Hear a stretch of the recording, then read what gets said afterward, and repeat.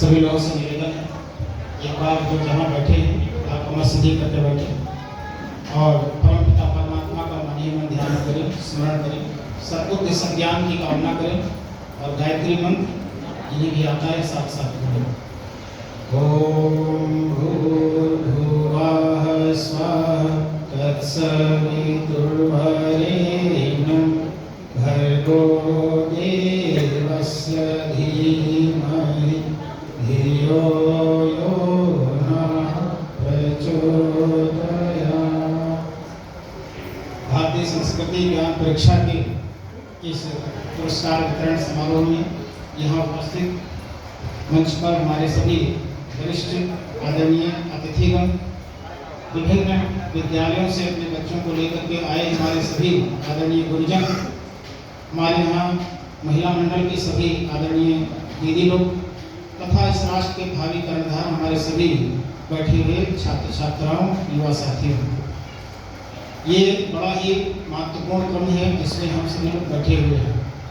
हमारे आदरणीय बाबूजी भारतीय संस्कृति के बारे में आप लोगों से बातचीत कर रहे थे और हमारी जो भारतीय संस्कृति ज्ञान परीक्षा है, इसका उद्देश्य क्या है, इसका प्रयोजन क्या है? क्या इसका प्रयोजन यही है कि हम आपसे केवल परीक्षा दिलवाएं और आपको इनाम बांटें और आपके भीतर एक इनाम पाने की होड़ लगे? ये हमारा कोई प्रयोजन नहीं है। बहुत सारी परीक्षाएं होती हैं और बहुत सारे इनाम लोगों को मिलते हैं, लेकिन इस संस्कृति ज्ञान परीक्षा का जो उद्देश्य है वो बहुत महत्वपूर्ण है, बहुत ऊंचा है। खासकर संस्कृति को समझने के उद्देश्य से ही परीक्षा आयोजित की जाती है और संस्कृति अपने आप में बहुत ही गंभीर शब्द है। हमारे यहाँ मनुष्य को गढ़ने के जो आयाम विकसित किए गए उनमें एक है शिक्षा, दूसरे का नाम है संस्कार, तीसरे का नाम है सभ्यता और चौथे का नाम है संस्कृति। चारों की विवेचनाएं अलग अलग हैं। आप जब गंभीर विवेचना में उतरेंगे तो इन चारों के सूत्र, चारों के सिद्धांत, चारों के रास्ते बिल्कुल अलग अलग हैं, लेकिन ये अलग अलग होकर के भी सम्मिलित होकर के एक सभ्य मनुष्य का, एक श्रेष्ठ मनुष्य का निर्माण करते हैं। और हमारे जीवन में इन चारों में से सबसे जो महत्वपूर्ण है, सबसे महत्वपूर्ण अंग है, उसे हम संस्कृति कहते हैं। संस्कार दूसरे नंबर पर आता है। संस्कार हमारी अंतर्निहित क्षमताओं को विभिन्न वैज्ञानिक विधियों द्वारा जागृत करने की प्रक्रिया का नाम है और ये जन्म के पहले से शुरू होता है और मृत्यु के बाद तक चलता है। ठीक है, चेतना में अंतर्निहित क्षमताओं को जागृत करने की विधा को हम संस्कार कहते हैं। संस्कृति बिल्कुल अलग है। एक है सभ्यता, शिक्षा को तो आप सब जानते हैं, बताने की जरूरत नहीं। सभ्यता क्या है? सभ्यता वो है जो हमें समाज में पशुओं से अलग हट करके एक अपनी नई पहचान देता है, एक ऐसी विधि जीवन की जो हमें मनुष्यता या मनुष्य होने की कोटि में ला करके खड़ा करता है, उसे हम सभ्यता कहते हैं। सभ्यताएं समय के साथ बनती हैं, समय के साथ बिगड़ती हैं। अनेकों सभ्यताएं पिछले 2000 वर्षों का कालखंड उठा करके देखे तो अनेक सभ्यताएं आई, अनेक सभ्यताएं खड़ी हुई, विकसित हुई और वो मिट गई। उनके स्थान पर नई नई सभ्यताएं आ गई। सभ्यता क्या है? एटिकेट। अभी हमारे यहाँ कुछ दिनों पहले एक सभ्यता बच्चों ने अपनाई कि हमारे बच्चे जब स्कूल में आते थे तो बड़ा झूल झाड़ टाइप का पैंट पहन करके आते थे, लोग बैगी कहते थे। ठीक है, एक सभ्यता थी, अपना ली बच्चों ने, कहीं से हवा चली, बच्चे अपना लिए। खत्म हो गई धीरे धीरे वो, फिर टाइट जींस का जमाना आ गया, वो भी खत्म होगा, फटे हुए जींस का जमाना चल गया है। आजकल बच्चे फटे चिथड़े टाइप के कपड़े भिखारियों जैसे वो पहने हुए नजर आते हैं। एक समय था जब हिप्पियों जैसे बाल रखने का जमाना आया, वो भी एक सभ्यता का अंग था, बच्चों ने कहीं से अपनाया। आज वो खत्म हो गया, तो छपरी कट चल गया, बच्चे यहाँ से बाल जो तो बीच में पूरे लंबे लंबे बाल होते हैं। कई कई तो मैंने देखा है कि वो काले पीले नीले कई कई कलर कराए हुए लोग रहते हैं। ये क्या है? ये सभ्यताएं। सभ्यताएं बहुत सारे देशी विदेशी आक्रांता भी आए, उनके तरफ से भी बहुत सारी सभ्यताएं आई और चली गई, लेकिन संस्कृति सदा से रही है, सदा से है और सदा रहेगी। इसलिए संस्कृति को समापन करना, संस्कृति में कोई चेंजेस नहीं होते, संस्कृति में कोई बदलाव नहीं होता। इसलिए कहा गया सा प्रथमा संस्कृति विश्व, ये विश्व की प्रथम संस्कृति है, भारत में सबसे पहले पैदा हुई, इसलिए हम उसे भारतीय संस्कृति कहते हैं। संस्कृति नाम की चीज, संस्कृति का जन्म अगर कहीं हुआ पूरे विश्व के धरती पर तो उस देश का नाम भारत है। इसलिए भारत अपनी इस काल में संस्कृति के कारण ही मनुष्यों के क्षेत्र में एक बड़े से बड़े कीर्तमान घटता रहा। इस संस्कृति का ही आशीर्वाद और वरदान था कि मनुष्य ने अपनी मनुष्यता के चरम शिखर पर खड़े होकर दुनिया को दिखाया कि हम हाड़ मांस के पिंड नहीं हैं। पूरी दुनिया में बहुत सारी चीजें विकसित हुई, विज्ञान विकसित हुआ, टेक्नोलॉजी विकसित हुई। उन्होंने हो सकता है हमसे बढ़िया वायुयान बना लिए हो सकता है हमसे बढ़िया मेडिकल साइंस के क्षेत्र में कोई तरक्की कर ली हो, हमसे अच्छा किसी टेक्नोलॉजी के क्षेत्र में कोई विकास कर लिया हो, लेकिन हाड़ मांस के पिंड को गढ़कर तराश कर भविष्य की प्रकाशमान प्रतिमा बना देने का जो विज्ञान भारत के पास था, वो आज भी दुनिया में किसी के पास नहीं है। वो भारत के पास था और भारत के पास ही है। और ये विज्ञान मित्रों हमें अगर कोई देता है तो हमारी संस्कृति देती है। संस्कृति कहते हैं उसको वह कृति जो मनुष्य को मानव मूल्यों से ओतप्रोत करके और श्रेष्ठता के चरम शिखर पर पहुंचा दे, उसका नाम संस्कृति है। संस्कृति हमें क्या देती है? संस्कृति हमें प्रेम देती है, संस्कृति हमें करुणा देती है, संस्कृति हमें संवेदना देती है, संस्कृति हमें उदारता देती है, संस्कृति हमें परोपकार देती है।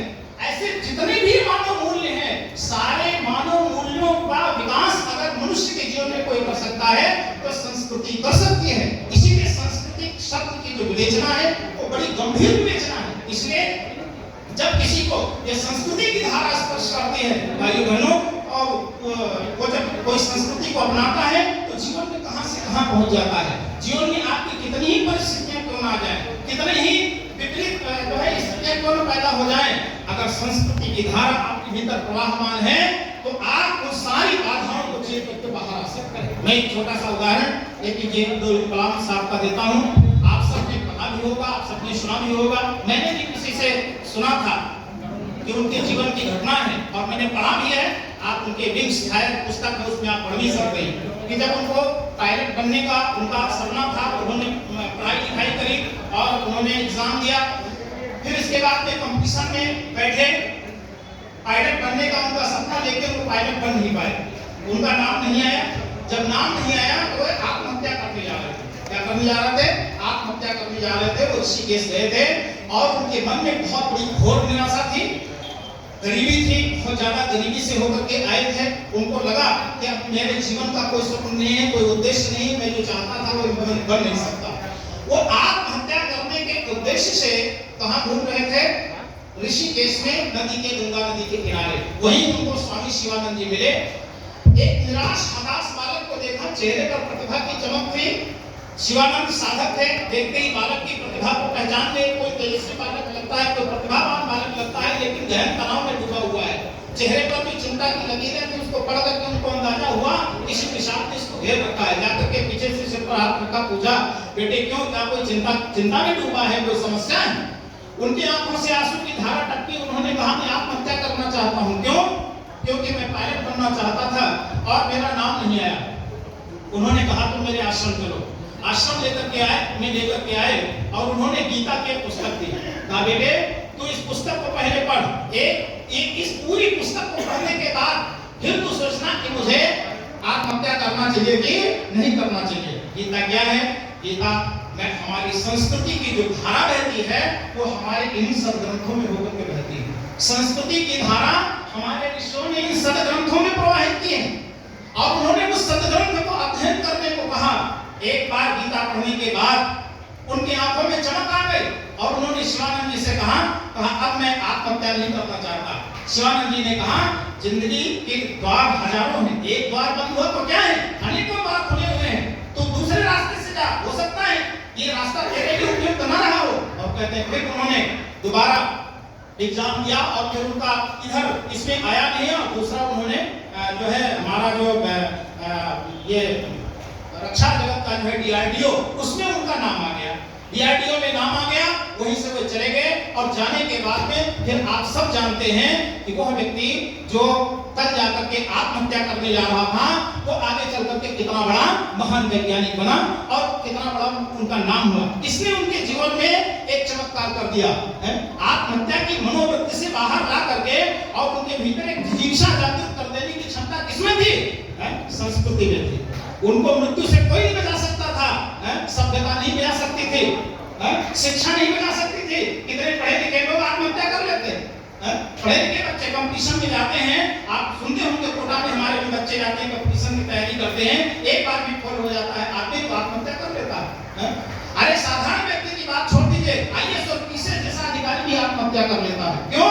शिक्षा नहीं बचा सकती उनको, सभ्यता नहीं बचा सकती उनको। कौन बचा सकता है? संस्कृति बचा सकती है। तो संस्कृति वह है जो आपको जीवन की हर परिस्थितियों से बाहर निकाल करके लाती है और आपके जीवन में आपको मूल्यवान बनने की प्रेरणा देती है। भाई बहनों, इस बात का सदा ध्यान रखिएगा, हमारी पढ़ाई का, हमारी शिक्षा का ध्येय केवल पैसा कमाना नहीं, केवल नौकरी करना नहीं, केवल पैसा और नौकरी के लिए, इसके लिए तो शिक्षा गली चौराहों पर मिलती है, कहीं भी मिल जाती है, लेकिन केवल उसी तक आपकी शिक्षा, आपका प्रयत्न पुरुषार्थ शामिल रह गया तो फिर मित्रों आप समझ लेना कि जीवन की विपरीत परिस्थितियां जब कभी आएंगी तो आप उनमें अपने आप को बहुत पीछे पाएंगे और उससे संघर्ष नहीं कर पाएंगे। फिर आप ना अपना परिवार संभाल पाएंगे, ना अपना समाज संभाल पाएंगे और राष्ट्र तो बहुत दूर की बात है। क्योंकि राष्ट्र के अगर आप श्रेष्ठ और महान नागरिक बनना चाहते हैं तो आपको अपनी संस्कृति में अपने जीवन मूल्यों की तलाश करनी होगी।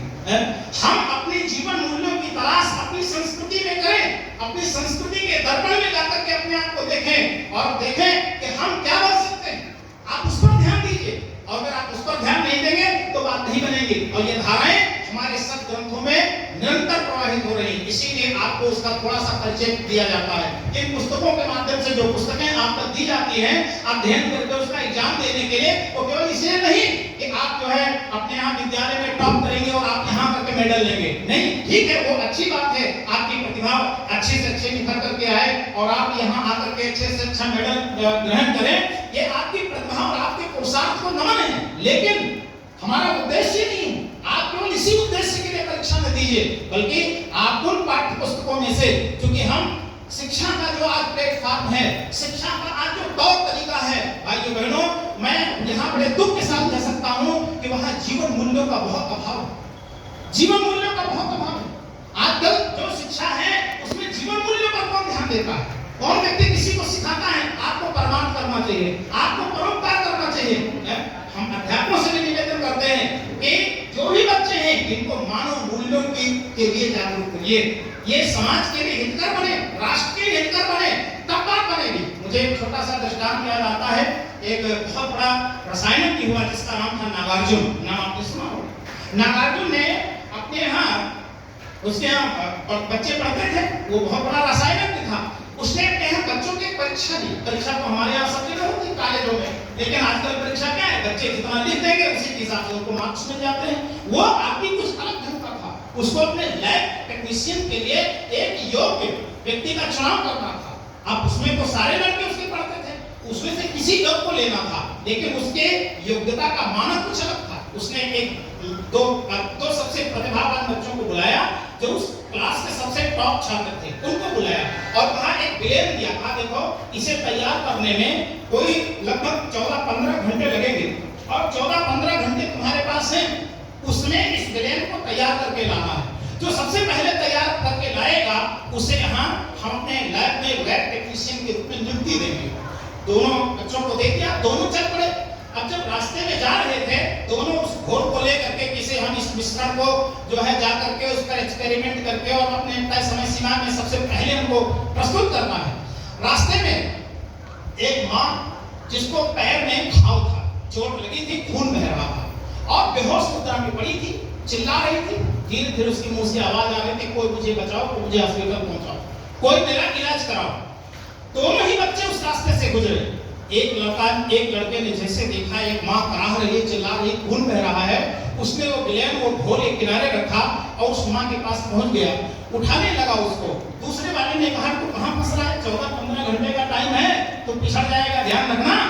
कहा ठीक है मैं पिछड़ जाऊंगा, वो अलग बात है, लेकिन अभी ये माँ मेरे सामने चिल्ला रही है, अभी रो रही है, अभी विलेन की बात में अभी इसके सहायता की मुझे पहले जरूरत है। उसने क्या किया, उसको उठाया, ले गया हॉस्पिटल, इलाज कराया और इलाज कराने में मतलब भर का समय लगा और वह भी आया, वो विलेन तैयार करके वो भी आया, लेकिन बाद में पहुंचा, वो लगभग 6-7 घंटे बाद में पहुंचा। वो लड़का पहले पहुंचा जो सबसे पहले तैयार करके ले गया, उसने ध्यान नहीं दिया, कौन इसकी तरफ ध्यान देगा, हम पिछड़ जाएंगे।